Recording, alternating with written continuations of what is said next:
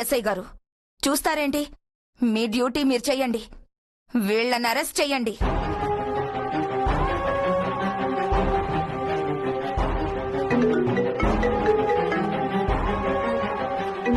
ఒక్క నిమిషం. హలో,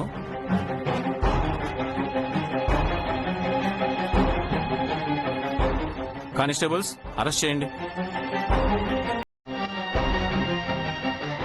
అమ్మా చైత్ర, ఆగండి.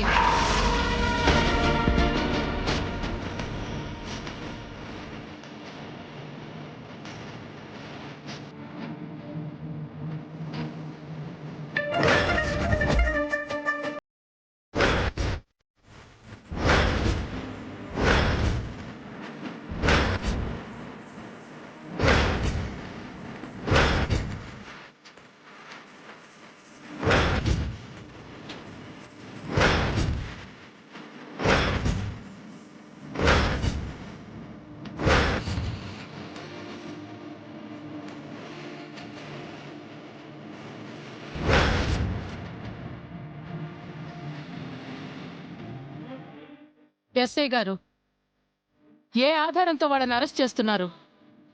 రాజేశ్వరిదేవి గారు, మీరు మా బంధువు. ఇక్కడికి మా కోసం వచ్చారు. మా వైపు నిలబడాలి గాని అలాంటి మనుషుల వైపు మాట్లాడతారేంటి? నేను మీ బంధువునే. అది పలకరింపుల వరకే. కానీ నేను వృత్తిరీత్యా లాయర్ని.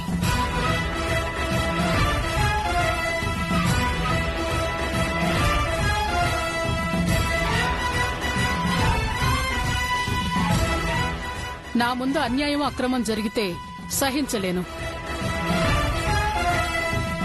న్యాయం వైపు నిలబడతాను, నిజాన్ని గెలిపిస్తాను. అంటే వీళ్ల వైపు న్యాయం ఉందా? రూబీ పోగొట్టుకున్న మా వైపు న్యాయం లేదా? కాదు హంస, ఒకవైపు పక్షపాతం కనిపిస్తోంది. ఏమండి? Hello, how? వీళ్ళని ఏ ఆధారాలు లేకుండా ఎలా అపరాధి అంటున్నారు? ఏ సాక్ష్యం లేకుండా ఎలా అరెస్ట్ చేస్తున్నారు? తనే రూబీని తీసుకుని పరుగున ఇంటి నుంచి వెళ్ళింది. బయట రూబీ నమ్ముకుంది. ఆ డబ్బులు వాళ్ళకిచ్చింది. ఇదంతా అందరూ విన్నారు, పోలీసులతో సహా.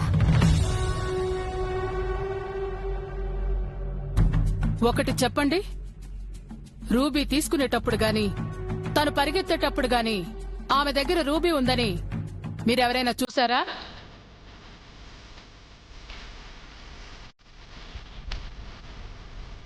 పోనీ మీ దగ్గర సీసీటీవీ ఫుటేజ్ ఏమైనా ఉందా? అవేవీ లేకపోతే వాళ్ళు నిర్దోషులనా? రూబీ పోగొట్టుకున్నది మేము, రాజేశ్వరి గారు. కాదు, మీరిక్కడే లాజిక్గా ఆలోచించట్లేదు. ఆ అమ్మాయి దగ్గర మీకు రూబీ దొరకలేదు. పోనీ తీసేటప్పుడు మీరు చూడలేదు. కానీ నెక్లెస్ లో రూబీ లేదు. యా, వీళ్ళు దొంగలే. ఎందుకంటే దే వాంట్ మనీ. వీళ్ళు బిలో పావర్టీలో ఉన్నారు. అందుకే మా ఇంటికి వచ్చి మా ప్రాపర్టీ మీద కన్నేశారు. చూడు విరాజ్, నువ్వు చెప్పేది నిజం అవ్వాలని లేదు. నిజం వేరేలా కూడా ఉండొచ్చు కదా. మీరెందుకు అలా ఆలోచించట్లేదు? ఆ రూబీ దానంతట అదే రాలి కింద పడుండొచ్చు కదా.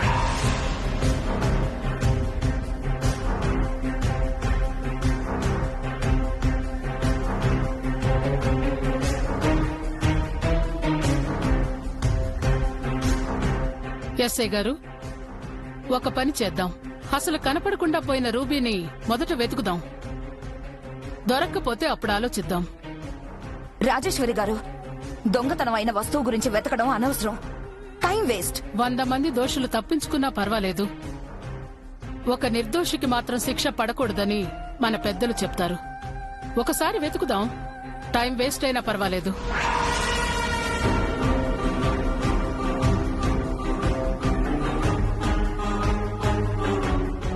Correct aunty. అమ్మ లేఖ, నువ్వు ఆ రూబీ నెక్లెస్ ని ఎక్కడ పెట్టుకున్నావు? పై రూమ్ లో ఆంటీ. అయితే పదమ్మా, అక్కడికి వెళ్ళెత్తుకుదాం. నేను వస్తా, పదండి.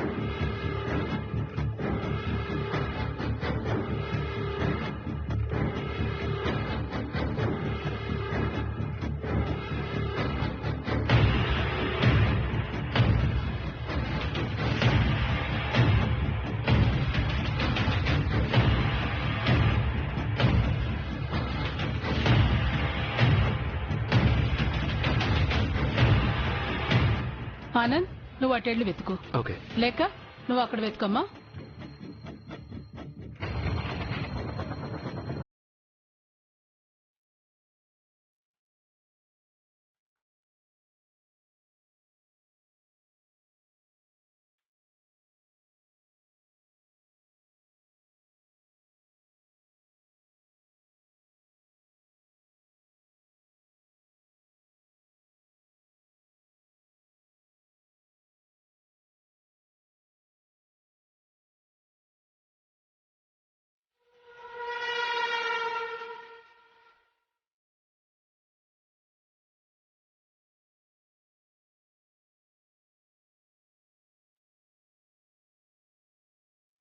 ఎందుకు ఇక్కడికి వచ్చావు? సారీ అక్క, ఈవెంట్ ఆర్గనైజర్ గా జాబ్ ఇక్కడే వచ్చింది. ఈవెంట్ ఆర్గనైజర్ గానా? సరే, ఇక్కడికి వచ్చిన విషయం నాకెందుకు చెప్పలేదు? చూడు, నేను తప్పు చేశానో లేదో ఆ దేవుడికే తెలుసు. కానీ ఇప్పుడు నువ్వు కూడా ఇరుక్కున్నావు. అక్క, నువ్వే తప్పు చెయ్యవక్క. నీకేం కాదు, నాకు ఏం కాదు. అబ్బబ్బబ్బబ్బబ్బబ్బా, ఏం పర్ఫార్మెన్స్ మీ ఇద్దరిది. ఇద్దరు ఒకే చోట 2 రోజుల నుంచి చేస్తున్నారు, కానీ ఇద్దరు ఒకే చోట చేస్తున్నారని తెలీదట.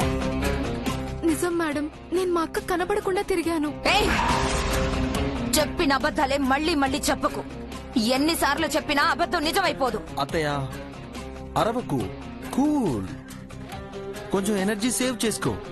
ఎందుకంటే ఇప్పుడు లోపలికి వెళ్ళిన వాళ్ళు వస్తే ఎలాగో వీళ్ళు చేసిన క్రైమ్ మనం కాదు, పోలీసులే చెప్తారు. అందుకే నువ్వు హ్యాపీగా కూల్గా చూస్తూ ఉండు జరగబోయేది.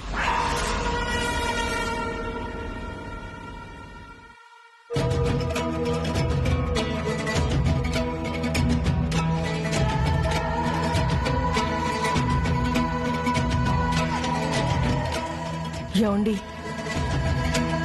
అది మన మాట వింటుందా? మీ మాట వింటుందండి. పదండి.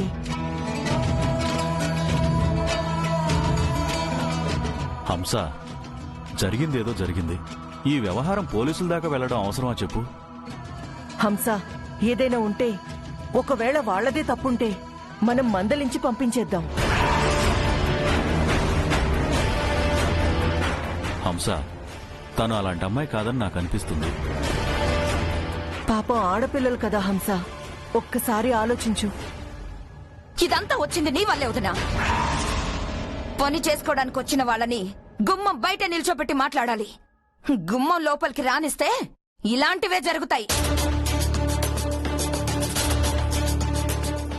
మామ్, ఆడపిల్లలని వీళ్ళ విషయంలో జాలి చూపించొచ్చు, కానీ వీళ్ళు చేసిన తప్పులకి మాత్రం గ్యారంటీగా శిక్షను అనుభవించాల్సిందే. పాపం కదరా, వాళ్ళని చూస్తుంటే జాలి కలగట్లేదా? కలగట్లేదు డాడ్. వీళ్ళ గురించి నిజం తెలిసిన వాళ్ళకి కోపం వస్తుంది, కానీ జాలి కలగదు. అంత తప్పేం చేశారా వాళ్ళు? మామ్, ఊరికే చెప్పడానికి నాకేం సరదా కాదు. ఆ మాహి ఉందే, తను చైత్ర వాళ్ళ చెల్లి అనే విషయం చెప్పకుండా చైత్రని ఎలా టీచ్ చేయాలని నాకే టిప్స్ చెప్పింది. ఇక అక్క అయితే అసలు చెల్లొచ్చినట్టే తెలియకుండా యాక్ట్ చేస్తోంది. అలాంటి అక్క చెల్లెళ్ళు వాళ్ళు, వాళ్ళ గురించైతే ఏం మాట్లాడొద్దు డాడ్.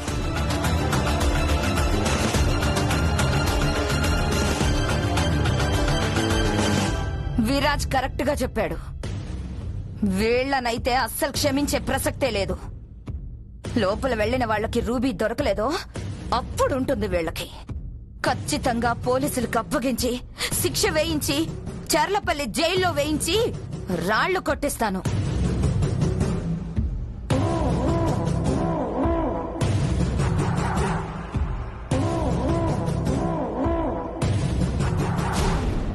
ఆనంద్, లేక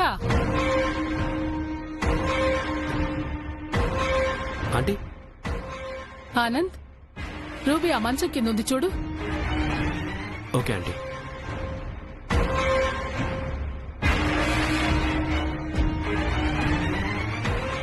ఆంటీ,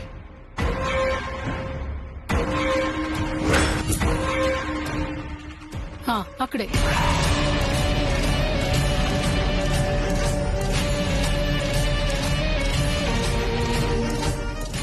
దొరికింది ఆంటీ. నేను రెడీ అయ్యేటప్పుడు ఊడి కింద పడిపోయి ఉంటుంది. దీనికి ఎంత రాద్ధాంతం చేశారు.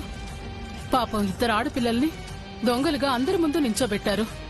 ఆంటీ ముందు కిందకి వెళ్దాం పదండి.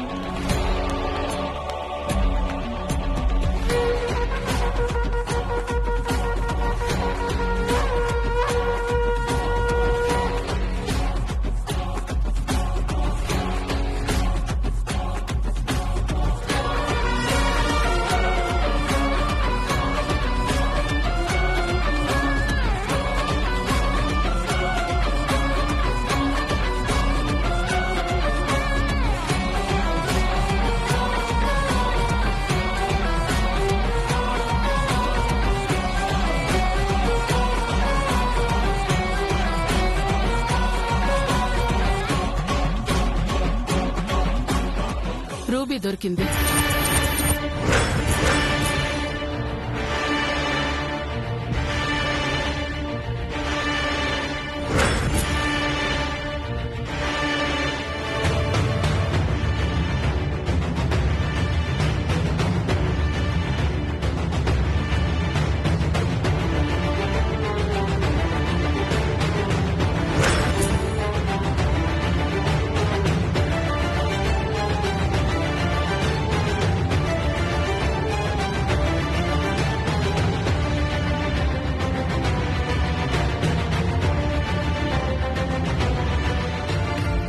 చూడండి అత్తయ్య, రూబీ నెక్లెస్ నుంచి ఊడిపోయి రూమ్లో పడిపోయి ఉంది. అదేం చూసుకోకుండా 2 అమాయకులైన ఆడపిల్లల మీద నింద ఎలా వేస్తారు?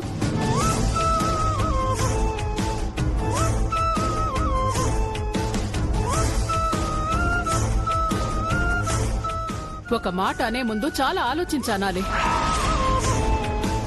అలాంటిది ఆడపిల్లల మీద ఆలోచించకుండా దొంగ అనే ముద్ర ఎలా వేస్తారు? ఏదో అదృష్టం బాగుంది కాబట్టి ఈ రూబీ దొరికింది, లేకపోతే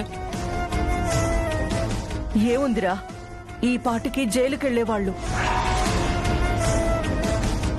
అసలు తప్పే చేయకుండా నిందించడం కూడా అపరాధమే తెలుసా? వాళ్ళిప్పుడు తలుచుకుంటే మీ మీద కేసు పెట్టి కోర్టుల చుట్టూ పోలీస్ స్టేషన్ల చుట్టూ తిప్పగలరు.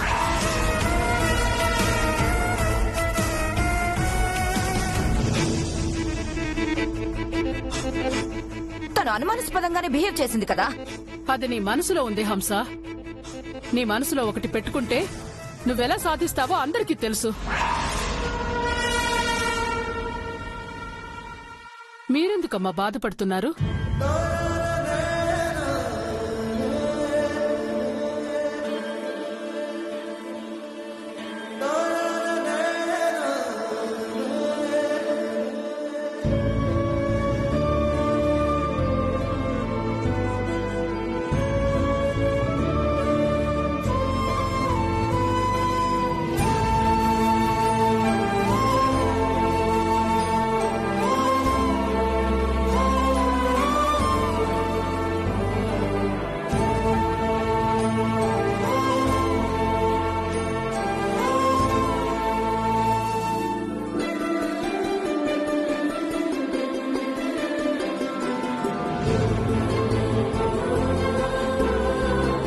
మేడం, ఏ దేవుడు మిమ్మల్ని పంపించాడో తెలియదు కానీ ఈ రోజు నన్ను నా చెల్లెల్ని కాపాడారు.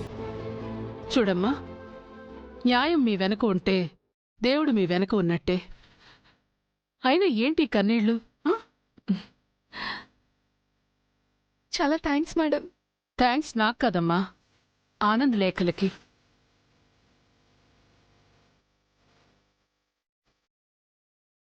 థ్యాంక్స్. మేడం, మేము వెళ్ళొచ్చా? ఉంటాం రాజేశ్వరీదేవి గారు. ఎస్ఐ గారు, ఇకనైనా ఇలాంటి కేసులొస్తే సరైన విధంగా ఇన్వెస్టిగేషన్ చేసి తర్వాతే యాక్షన్ తీసుకోండి. అలాగే మేడం. కానిస్టేబుల్స్ పదండి.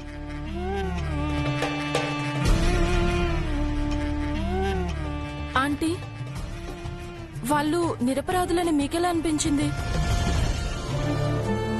వీళ్ళ మాటల్లో నిజాయితీ, చూపుల్లో అమాయకత్వం తెలిసిపోతుంది. వీళ్ళు నిరపరాధులని. ఏంటమ్మా ఇది? సరే సరే, అయిందేదో అయ్యింది. హంస తప్పు తెలుసుకుంది. చైత్ర నిరపరాధిగా నిరూపించబడింది. అన్నీ మర్చిపోయి తర్వాత జరగాల్సిన ఫంక్షన్ గురించి చూడండి. అవ్వలేదు బామ్మ.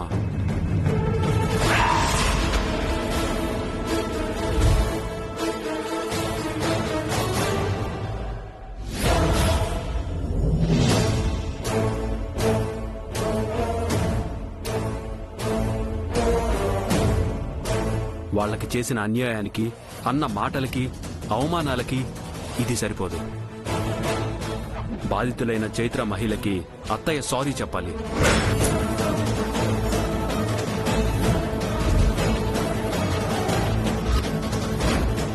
అయ్యో వద్దండి.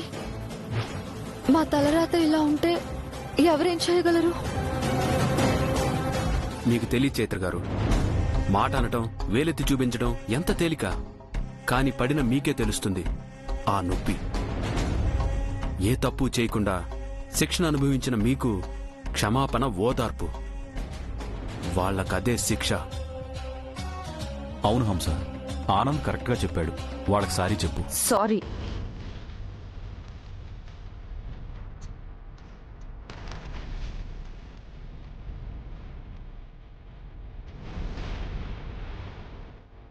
సారీ.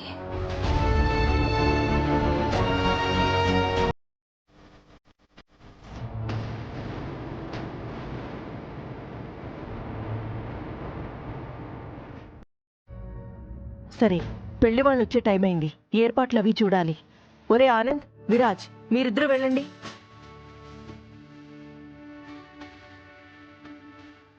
మీరెళ్ళి కాసేపు రిలాక్స్ అవ్వండమ్మా.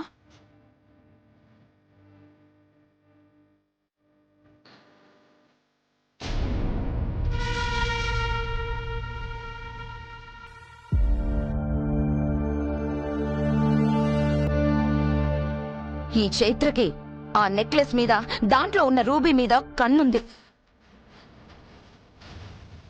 ఈ దొంగతనంలో కుటుంబం మొత్తం ఉన్నట్టుంది. అక్క, ఈ డబ్బున్న వాళ్ళ మనసులు ఎందుకు ఇలా చిన్నగా ఉంటాయి? నిన్న ఇంటికొచ్చిన తర్వాత ఇలాంటి ఇంట్లో పుట్టడం అదృష్టం అనుకున్నాను. కానీ ఇలాంటి ఇళ్లలో పుట్టడం దురదృష్టం. ఎందుకంటే వీళ్లకు మనసు ఉండదు, బుర్ర ఉండదు, బుద్ధి అస్సలే ఉండదు. వీళ్లకుండేది కేవలం అహంకారం, స్వార్థం, చెత్త బుద్ధి అంతే. ఈ డబ్బున్న వాళ్ళంతా ప్రేమ, బంధాలు, ఆప్యాయతలు పైకి నటిస్తారంతే. వీళ్ళంతా కమర్షియలే. వీళ్ళకి సాటి మనుషులంటే మానవత్వం ఉండదు. అవును, నిజమే, ఉండదు.